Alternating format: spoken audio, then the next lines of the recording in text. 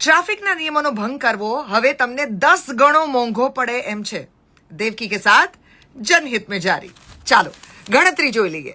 ધારો કે તમે રેસ કરો છો અમદાવાદના રસ્તાઓની ઉપર જબરજસ્ત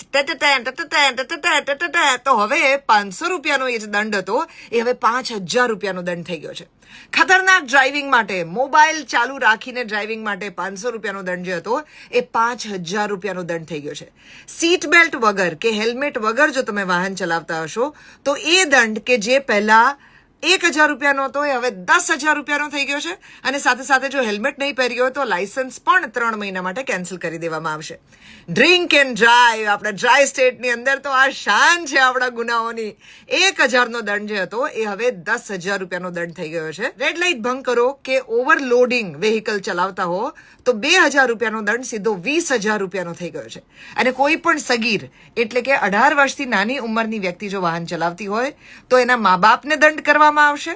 આ દંડ પણ ખૂબ ખતરનાક છે, એમાં જેલમાં પણ જવાનું આવે એમ છે.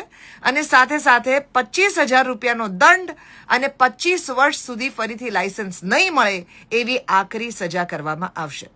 ટ્રાફિકના નિયમોમાં આવેલા આ મોટા ફેરફારને ચોક્કસ ધ્યાનમાં રાખજો, નહીં તો 10 ગણો દંડ ભરશો. देवकी के साथ जनहित में जारी.